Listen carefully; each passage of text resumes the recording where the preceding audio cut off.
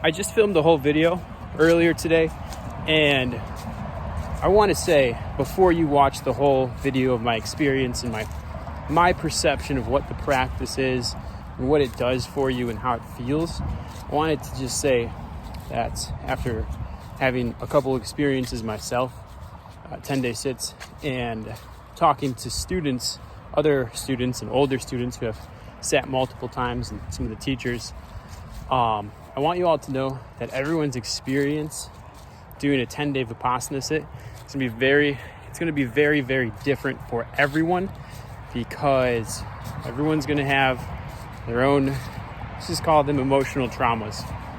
They're going to have their own psyche to deal with, and their own realities, their own inner realities to deal with that come to the surface. So while one experience might be super traumatic and crazy, one 10-day sit, the next one might be completely different. So if you ever sit a 10-day course, I think that it's best to go in without any expectations of what could happen during the course. So go to that course, you give it fair trial, but don't have any expectations. Expectation might turn into like a craving for nirvana, or like a spiritual experience or something so amazing, and it becomes a craving and actually hinders you if you ever sit. So that's a word to the wise.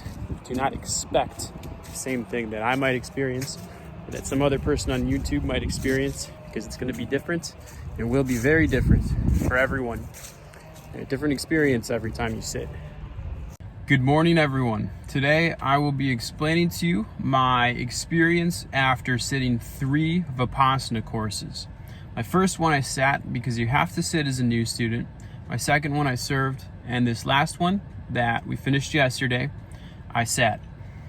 So I'll quickly give another rundown. I made one more video after my first experience, and this is the second Vipassana video that I'm ever making. But I want to make this one because I have a little bit of a different perspective after being involved for a little bit longer. I've had a couple of years of on and off practicing Vipassana. I've had 3 courses under my belt, so a little bit more perspective now. So I think that might add some value to anyone that's curious. And so I'll quickly give you the rundown. So you observe Shila, Samadhi, and Panya. I'm not sure if I'm saying that properly, but who cares? Shila is morality of living. So from the Vipassana perspective, morality of living is doing nothing that could potentially harm another being or person. So you don't steal from people, you don't kill people, you're not allowed to do anything that could harm people. So that's kind of where noble silence comes in. You're not allowed to talk to anyone because you don't want to offend anyone. You're not allowed to, you kind of just move real slow throughout the course so that you don't do any, no erratic behavior, just so you don't bother people. And so the whole thing's set up so that you basically, you have no time to engage in sexual misconduct. You have no time to do anything that could potentially hurt anyone. Obviously no drinking alcohol or drugs during the course. So you're in full monk mode. So that's like the Shila aspect. You're in monk mode. You work from 4:30 in the morning until 9 p.m. at night with breaks in between, and you have to do everything to take care of yourself at a physical level. And then, so that's Shila. You have to be a monk for a full week. No talking to people, no reading, no cell phone, nothing. No looking at people, no gestures, anything. So that's Shila. The Samadhi portion of it is mastery of the mind. And this one can, pretty easily be explained by considering it to just be a mental focus, like a focus aspect. You have to concentrate your mind so that you're not distracted. It's kind of like a training of the monkey mind, so you don't have this thought, you're not running down this road thinking about the grocery stuff that you have to buy when you get home, or what's happening with this person or this relationship, or thinking this person needs to do this or anything at all. Just mastery of the mind, so silencing your mental chatter. And that's accomplished through paying attention to your respiration. You don't observe any, I guess you could say, visual discharges or visualizations. You don't listen to any sounds, so completely silent, as silent as possible. There's, people move around a little bit and things happen. You're in a dorm room and you hear water when someone flushes the toilet or turns on their sink or something, but as little sound as possible. And you concentrate on your respiration. So respiration, and your mind becomes very focused. And a huge aspect of Vipassana is awareness.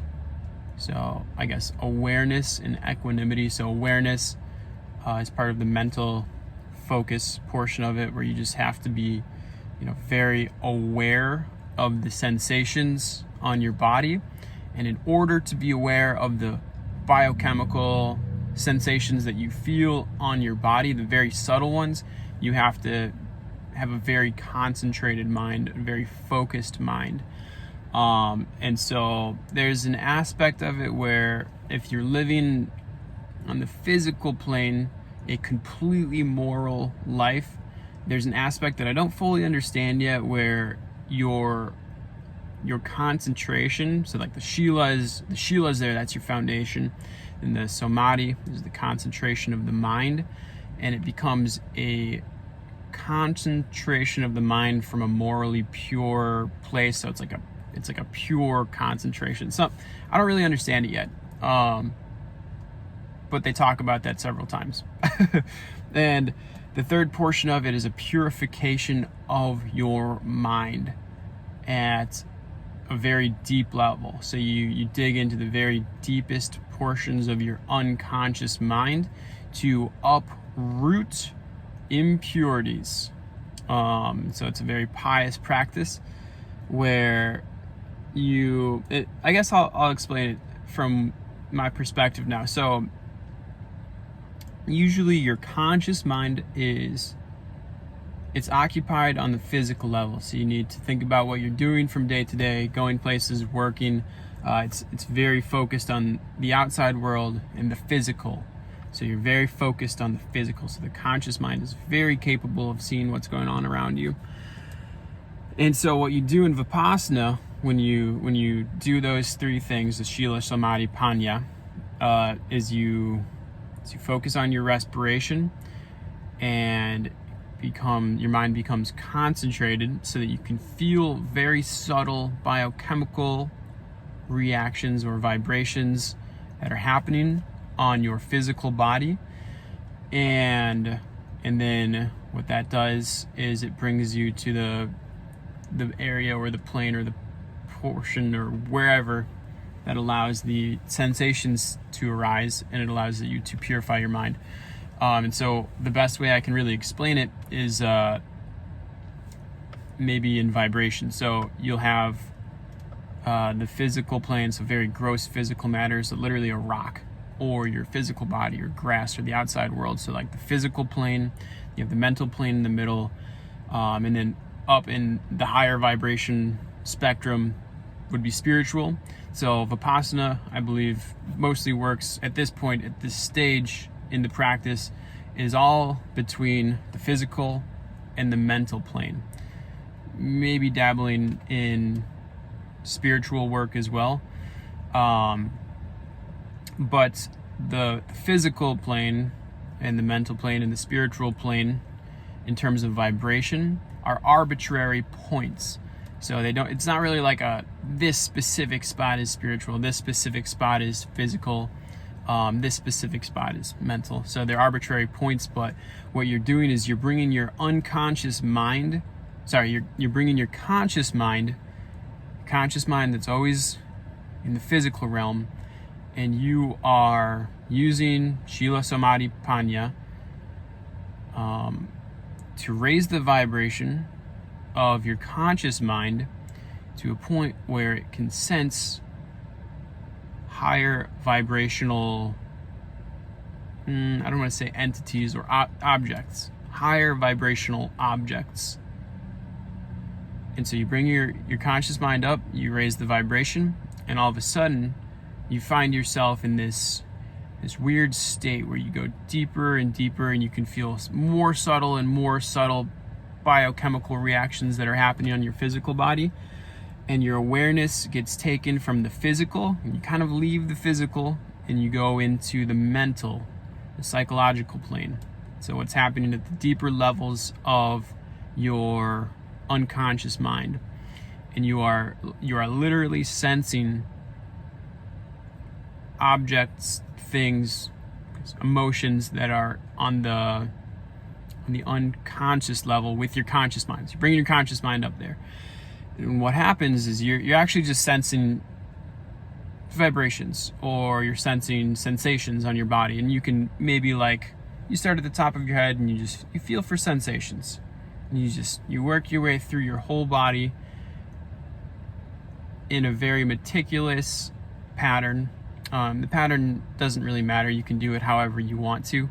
But you start from usually the top of your head and you work in a pattern, and you go down to your toes and you feel all the sensations through your body. So it could be one quick scan, so boom, all the way to your toes in one breath. Could be an hour and a half from the top of your head to your toes. Once you get to your toes, you work back up. So let's say you're working at a little bit of a medium pace. You'd maybe take 10 minutes to try and feel everything from here, a couple minutes through your head, couple minutes through your torso. You do your arms, lower region, you go through your legs to your toes, and it takes maybe 10 minutes to get down there. And then 10 minutes back up, 10 minutes back down, 10 minutes back up. All you're doing is you're feeling your physical sensations, and as you're doing that, somehow or another, your mental sharpness becomes stronger, I guess. The concentration of your mind gets stronger, and the mental sharpness is able to sense more subtler and subtler sensations, which brings your conscious mind up to the vibration of the unconscious mind, where it shakes loose. And this is my kind of perception of it, or my perception, because I experienced it. It kind of shakes loose lower vibrational objects, which would be your sankharas, and your sankharas get pulled from the unconscious level, and they get pushed to the physical level. So they get brought from a unconscious realm, and they get pushed to the physical realm, where they manifest on your body as physical sensations. And so those physical sensations come up, and you're training yourself not to react to the physical sensations that are coming from the deeper levels of your mind. And by training in equanimity, you kind of stare at them, or you experience them, and maybe your heart will start beating faster.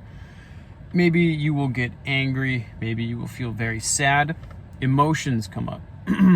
Emotions come up with physical sensations that are manifesting on your body, and you train yourself to stay equanimous with them. If they get too intense, they can get intense. That was my experience at my first course, where it was very intense. If they get too intense, you bring it back to your breath. It calms you down. But you always stay aware of the physical sensations. You stay aware of it. You observe it, and you say, wow, this is here. This is here. I'm watching it. And when you do that, and you can calm yourself down, and you stay equanimous, even though there's an intense physical sensation on your body, an intense emotional reaction that's manifesting physically, you are able to then release these lower vibrational objects that are stored within your psychological framework, bring them to the physical level, and you release them from your body, and they are eradicated from yourself. They're gone. And that's the practice.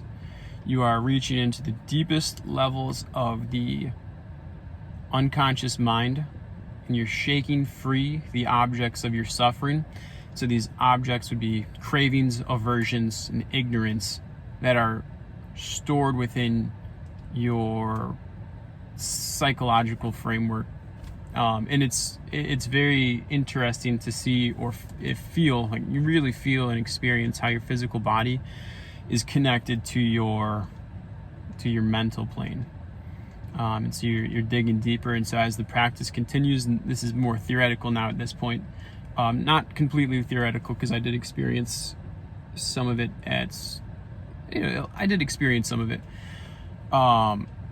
where you raise your vibration, or you raise the vibration of your conscious mind to the point where it is very sharp. Your mental sharpness increases, and you can literally feel any part of your body, and you can, let's say I start right here, and it's like a fingernail, or maybe even smaller than a fingernail, where I bring my awareness here and I can feel it.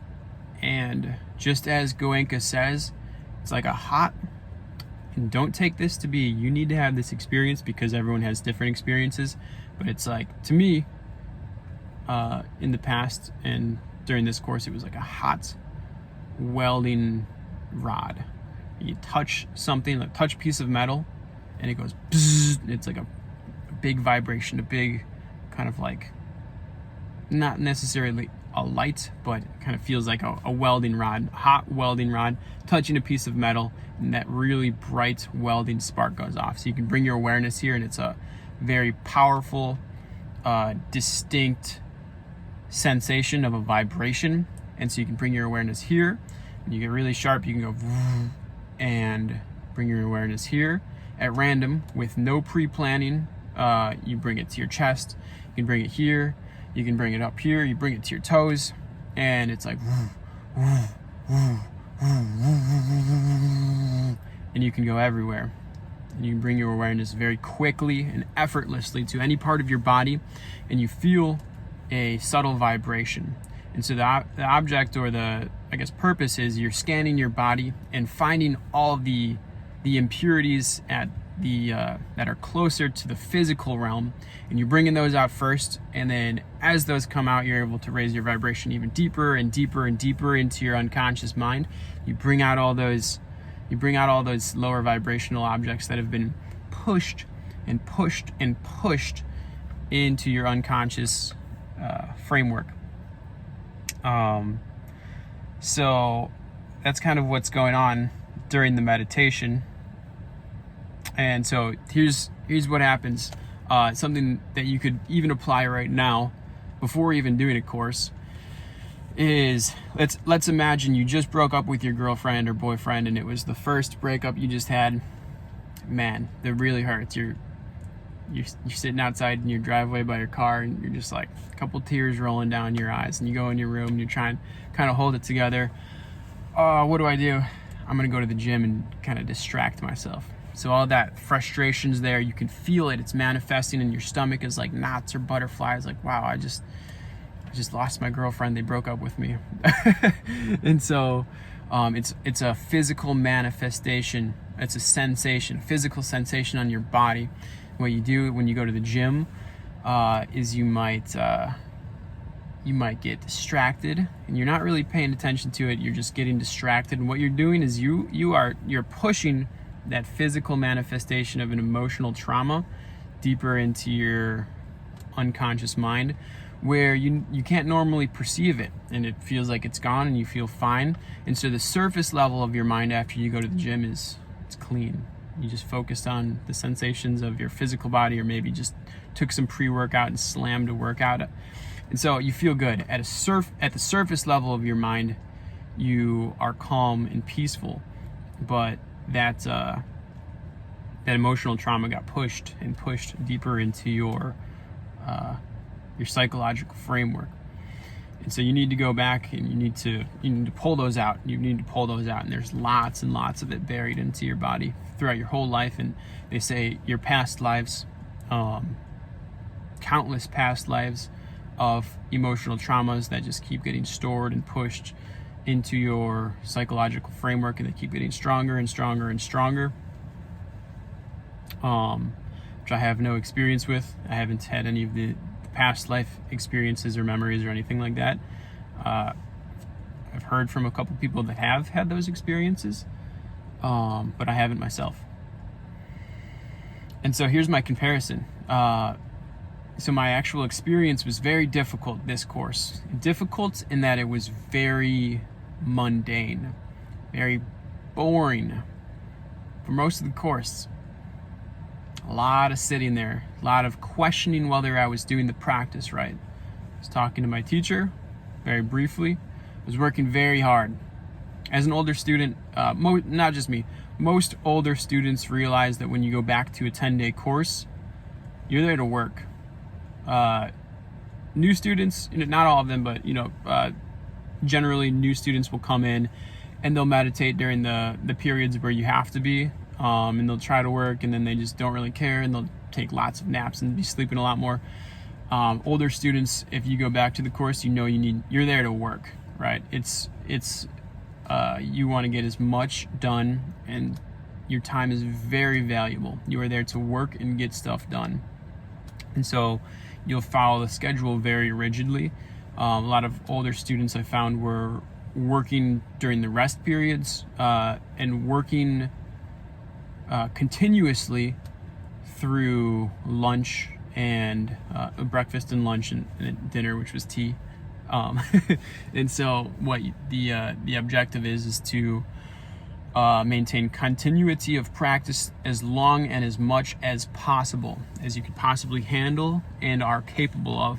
And so when you're going from the meditation hall to your dorm room, all you're really doing is you're leaving this area where you were meditating for an hour and working for an hour, and then you maintain your continuity of practice by being aware of physical sensations, maybe air passing past your face, and being aware of your respiration. So respiration and physical sensations, respiration and physical sensations. That's all you pay attention to. So you continue your practice as you walk back to your dorm for about 5 minutes. Once you get back to your dorm, you want to be distracted. You want to walk around and kind of like take a break. But what you should be doing is you should go straight back to work, and you should just keep working and working. So you meditate for an hour.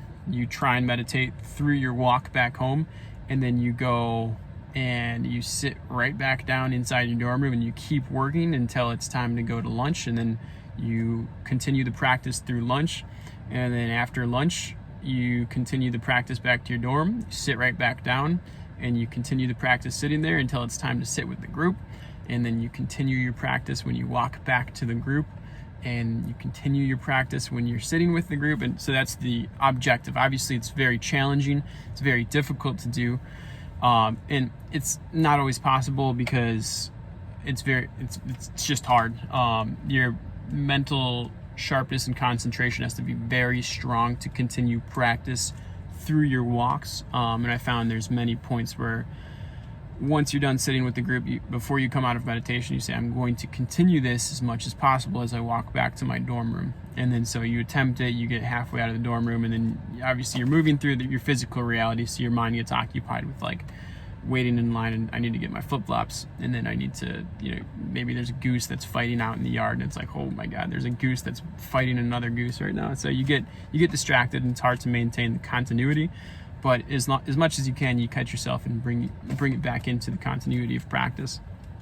So this practice, this sitting was very mundane. It was so challenging, and I think what was happening was, one, I was questioning whether my mental sharpness was there. So I was like, am I mentally sharp enough to bring myself back to the experience that I had my first course? My first course, you can watch the video on that one too, was very traumatic. Lots of trauma, maybe surface level trauma came up, and I dealt with a lot of stuff. Every day it was just my heart was racing. I was angry all of a sudden I had tears rolling down my eyes, and I was crying, and my sensations were so powerful where my perception is that I was able to take my conscious mind very deep, or my mental sharpness was sharp enough to take it deep enough where I was able to shake lots of stuff free very quickly.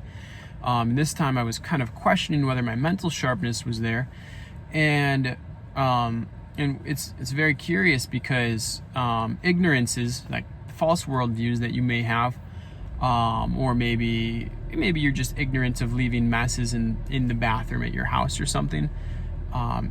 And you just don't know about it. But those manifest as blind spots. They're like lower vibrational entities or objects that manifest on your physical body. And so much of my course, it was very difficult. And there were times where it was easier, a little bit more, or a little bit less effort was going into it just to feel the sensations, or the more subtle sensations. But a lot of my course was very, very difficult in sensing those super high frequency vibrations that are happening on my physical body. And I think what was happening, maybe this is just a guess because I don't fully understand it yet, but it was a lot of ignorance that is stored within my psychological framework was manifesting all over my body. And that's what I'd like to hope, is that I was becoming less ignorant, and that in my physical, my life going home, my family life and my work life, and everything is going to be more harmonious, and I'll be able to be a little bit more aware of my own, I'll be more aware of my own activities and the stuff that I do that pisses people off around me.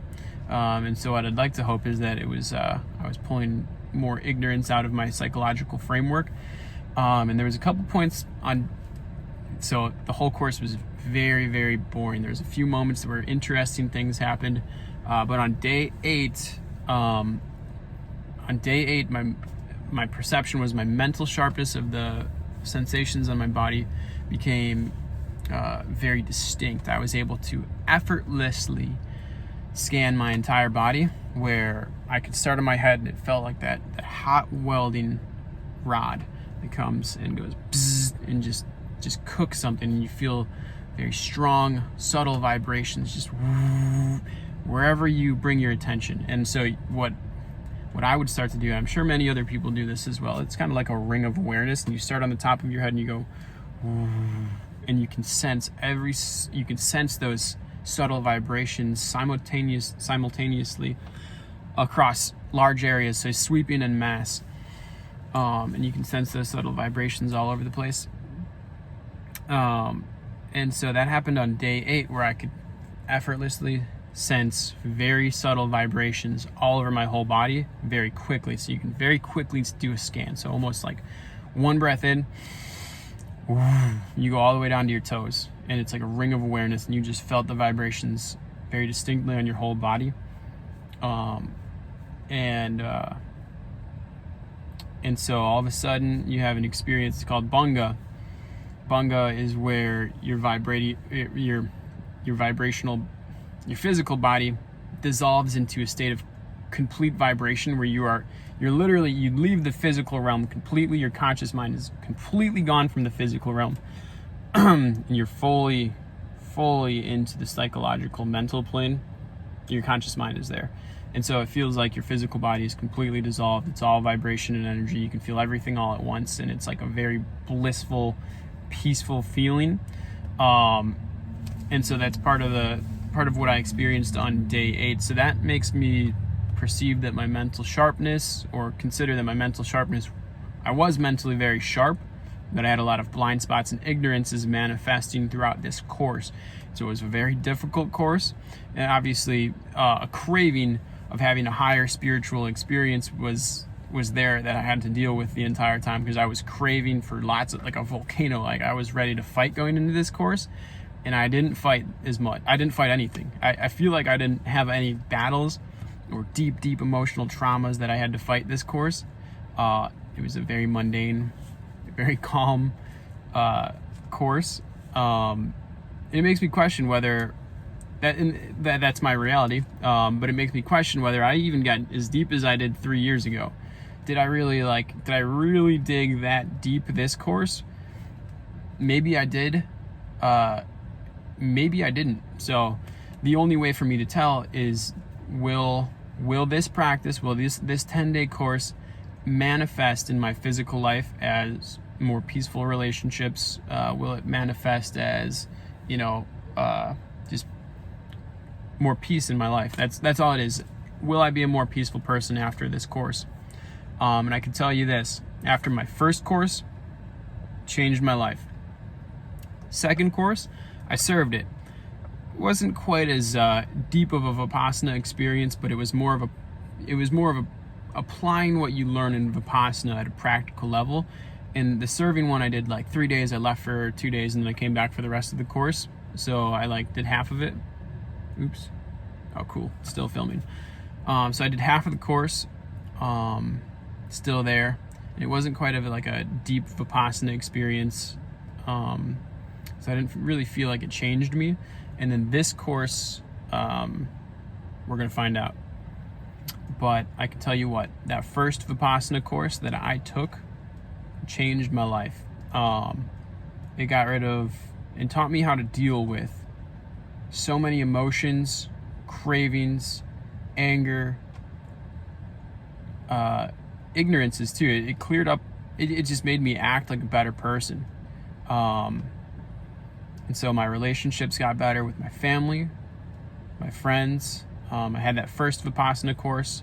Now, I'm a human, right? I deal with anger. I deal with cravings for different things, a little bit of greed. It's interesting how the traumas that come up are very interrelated, or they're the same thing as Roman Catholicism cardinal sins. So my sin nature got decreased significantly after my first course. After my second course, right after my second course, maybe like 2 weeks later, met my girlfriend. I've been dating her for two and a half years now.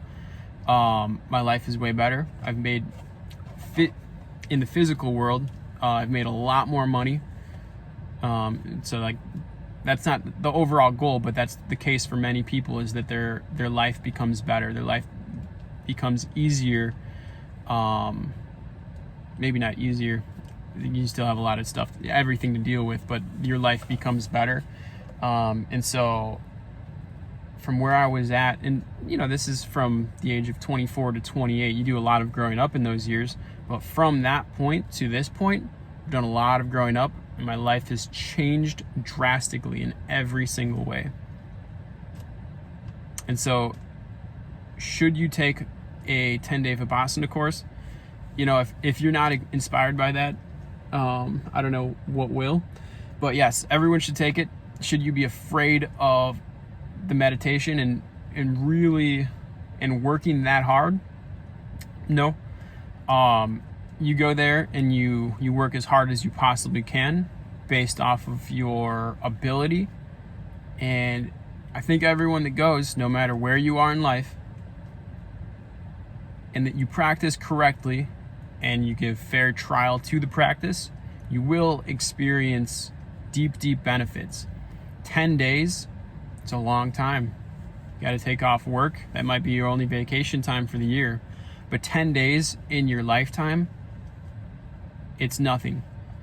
You can sacrifice 10 days to go there because the benefits are tremendous. And so you should sacrifice 10 days. And what I've done every single time I've gone is I do it between jobs. I love quitting jobs. I love working and learning new stuff and working with really cool people. After 6 months or so, I always get bored of what I'm doing. And I say, you know what, I'm ready for something new. And I kind of move on. These jobs, tend to be very mundane. Even if you're doing higher level stuff and making more money and that kind of stuff, it's just not in my personality to work a regular job forever. And I haven't yet figured out how to run my own business and generate lots of income. Just working for myself. I haven't figured that out yet. So I've always worked mostly jobs.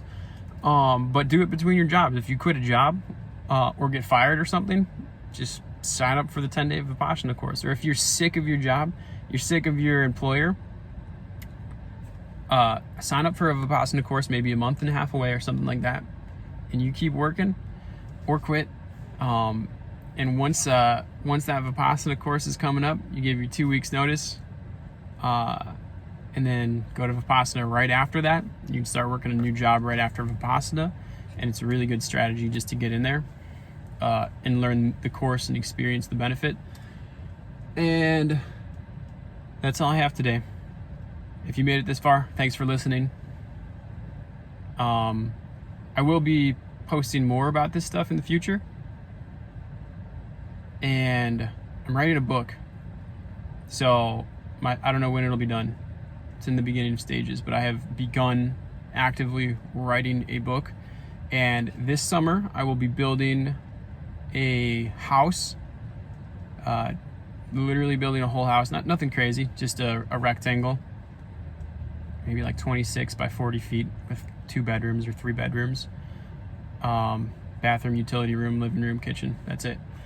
And I'm going to be building a house on my property that I just bought. I have a nice 31-acre parcel in the Upper Peninsula of Michigan, and so I'm going to be filming that in entirety, and it's going to be a build series of my entire house, cabin on my land, and it's going to be pretty fun and interesting and challenging all at the same time. And so, yeah, follow along to my YouTube channel, and I guess you can follow my Instagram too. I post a lot of more crazy stuff on there because my crazy side comes out on my Instagram. All right, have a good day, everyone.